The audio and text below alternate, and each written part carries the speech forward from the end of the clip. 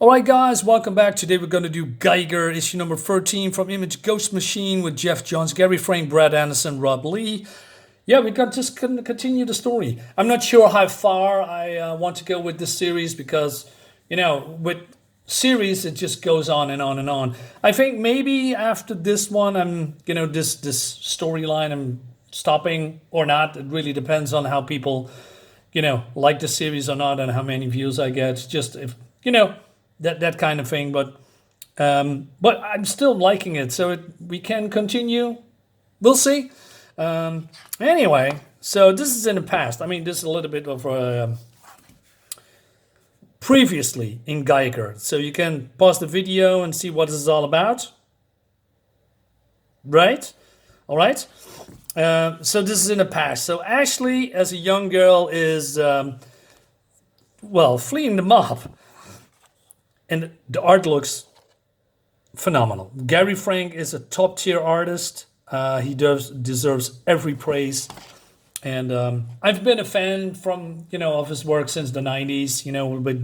I believe the first book that I've read of, with his work is Gen 13. I could be wrong. Maybe there's another book, but Gen 13 is the first that comes to mind, in my opinion. Anyway, so she's being grabbed as a young girl, right, by these guys that wants to have laid a trap for her, and they want to sell her, right, because this is still day after doomsday or something, this is in the future when is it in the future or is it maybe an alternate reality? I believe alternate reality or something where the bomb is exploded, the whole post-apocalyptic world, and people try to survive and all that stuff. Anyway, but she's going, as I call it, Bruce Banner, turning into the Hulk. I mean, I remember the Hulk TV series and even in comics when Bruce's eyes become green before turning into the Incredible Hulk. Looks amazing. Sorry for the light, but it's getting dark in here. My light sources aren't that great, so I hope you can see what's happening on screen. And basically, these people are getting it, right? Just burning. So she is running away, crying, running away, lying here in the rain. And then somebody says, after all this time, I found you. Tariq, he says. Well, Tariq is our main guy, right? Tariq is Geiger. That's how we call him. He says, oh, no, you're not him. Hello. I won't hurt you. It's all right. So this is Dr. Andrei Molotov, right? And it was 10 years ago. But she is then called ASHLEY ARDEN, who's now the glowing woman. She told Geiger that Andrei Molotov is dead, but he's alive and well. He says, you need to get me out of here. You need me more than ever. Tariq Geiger isn't who you think he is. He's a danger to all of us. He's a monster that you cannot control. And she says, well, you're the monster. You built the bombs. You're responsible for the war. And he says, anyway, tell Tariq the truth about Lewistown. Warn him. He has to leave before it's too late.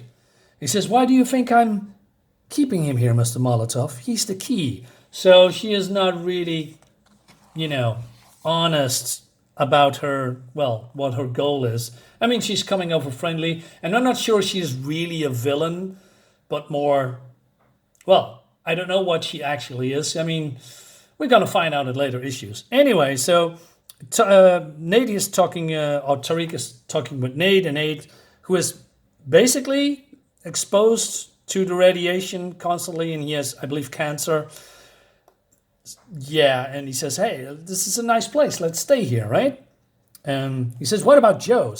He says, well, he can stay too. And Joe is basically washing Barney because the zebra is still here too. I don't know its purpose.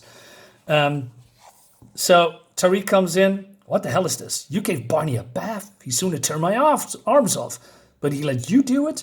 Basically, he's apologizing the way he's treating this robot, right? He says, Nate's convinced you we're built to help people. I'm not sure, but I guess I do owe you for saving my life, right? So he talks to them, and he says, I'm starting to believe that might because they fought each other. That might be because what left of us of the U.S. Army programmed you to do that, or maybe you just like me. And it seems that this robot, which I'm not entirely sure he's programming, is so warped that he has developed a conscience, feelings, maybe. Not sure how it works, but still. Anyway, Tariq says it's hard to live your life surrounded by enemies, right? He says, you feel like everyone's around you is an enemy. You assume the worst in people because that's what you've seen. It's one of the reasons that they are fighting, right? So, and I like this a little bit of a revelation because Tariq has been plagued by a lot of stress, a lot of enemies that wants to kill him or capturing him. And I get where he's coming from because a couple issues ago, he's turning into a really nasty piece of work. Not a very likable character, but that's also because of the probably anger that is building inside him. Therefore, I assume he cannot control his powers, or there is something wrong with his powers that's been building up and up and up. And now he's, getting help from Arden, ASHLEY Arden, to basically control his powers, which I like. He also says to Joe that his son was a big fan of his when he was alive. He used to draw pictures of you, had a whole notebook of sketches. He said you were the only soldier who never gave up. He would have loved meeting you. And I think you would have loved meeting him too. So Joe comes up to him. He says, why are you following me? Right? And then something happens. He said, what's wrong? So it seems that Joe picked up some radio signals because they are getting a visit from the army, the U.S. Army. So I think, wait, what's happening? Well, like I said, they are being hunted because, well, he's the radioactive man, right? Art doesn't like that. He says, we need to give the people the time to escape to the silos and bunkers, etc. Yeah, so the soldier woman says, find them. And then the glowing men and women going into action. And the art looks freaking incredible. The coloring, chef's kiss. I like it. This green glow really pops, and that is probably one of the things that attracts me to this book. I like the skeleton book, which makes sense because you are glowing internally so hard that you see what's inside you. Like your bones and not your skin, but mostly your internal. Well, not organs, but bones. That's what I'm trying to say. Looks great, and has this really creepy feel with glowing skeletons. Glowing skeletons is always fun, I guess, when it comes to flaming skeletons, so like the Ghost Rider or,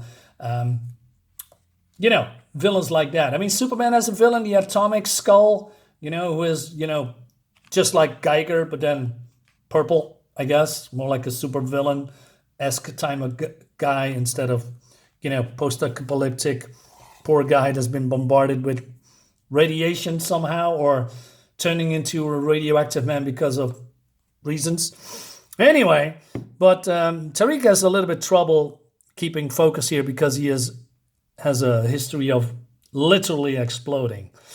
Anyway, so a little bit, they are fighting here, but they are not really invulnerable. I know that their radiation is being so intense that bullets are basically melting, but they still can be hurt by, I don't know, flaming bombs or something. I wonder what the damage is, because the problem is we don't see really the damage, except that they're being exposed to flaming bombs and they're being blowing left and right, up and down. So they are not really invincible, which I like.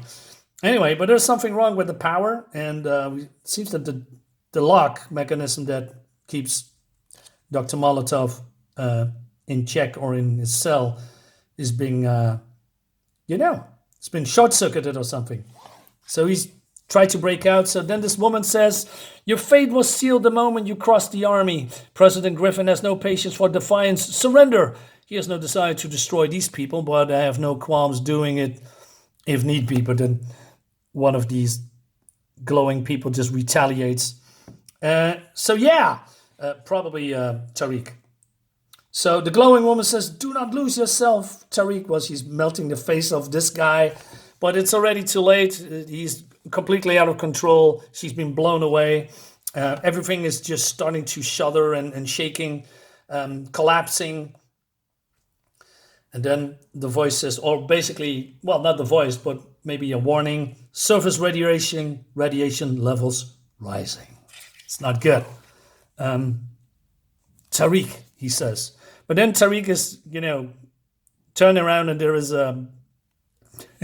there's a tank in front of him.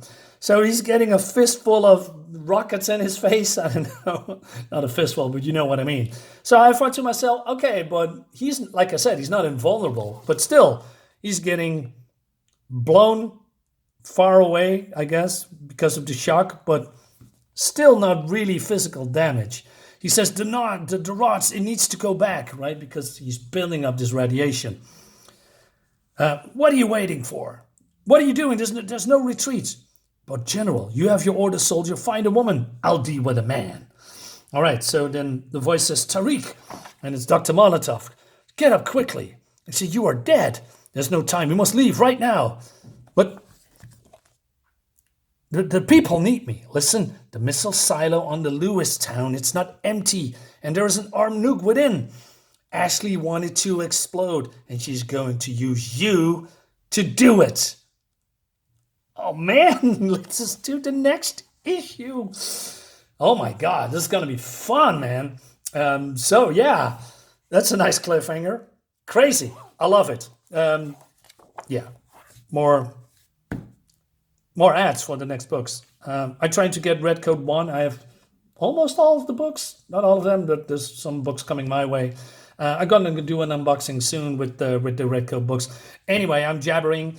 Guys, thank you so much for watching. Hope you liked the video. Please leave a like, subscribe to my YouTube channel. Would help me a lot. Thank you so much. Until next time. Bye-bye.